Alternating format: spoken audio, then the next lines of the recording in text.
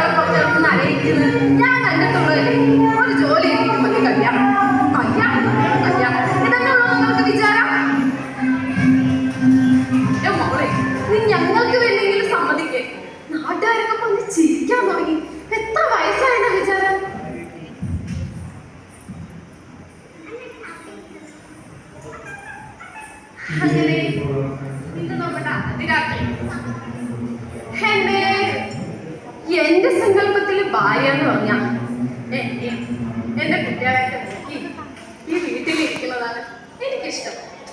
അല്ലെങ്കിൽ തന്നെ നമ്മുടെ കുടുംബത്തിലുള്ള പെണ്ണുങ്ങള് വെളിയിൽ പോയി കാശുണ്ടാക്കി ജീവിക്കേണ്ട ഗതികേടൊന്നും നമ്മുടെ കുടുംബത്തിന് വന്നിട്ടില്ല.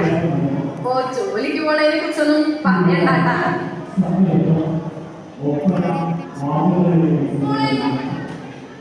കല്യാണം കഴിഞ്ഞ് പോയി നാളായി. നിന്റെ വീട്ടുകാരെ കൊണ്ട് തരാന്ന് പറഞ്ഞാ ഇപ്പോഴും കയറി.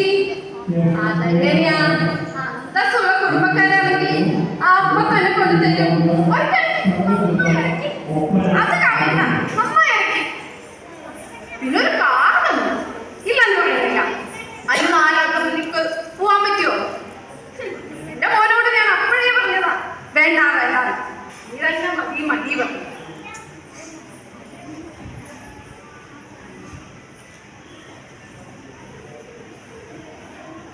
സർക്കാർ നീതി പാലിക്കുക. വിസ്മയുടെ ഘാതകരെ ഉടൻ അറസ്റ്റ് ചെയ്യുക. വനിതാ കമ്മീഷൻ നീതി പാലിക്കുക. വന്നല്ലോ വന്നല്ലോ. സർക്കാർ നീതി പാലിക്കുക, വനിതാ കമ്മീഷൻ നീതി പാലിക്കുക. അല്ല, ഞങ്ങൾ സർക്കാർ ചെയ്യേണ്ടതെല്ലാം ചെയ്യുന്നു.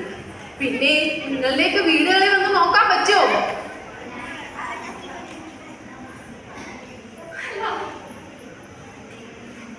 ഈ പറയുന്നവർക്കൊക്കെ അറിയോ ഞങ്ങൾ സ്ത്രീകളുടെ യഥാർത്ഥ പ്രശ്നം എന്താണെന്ന്?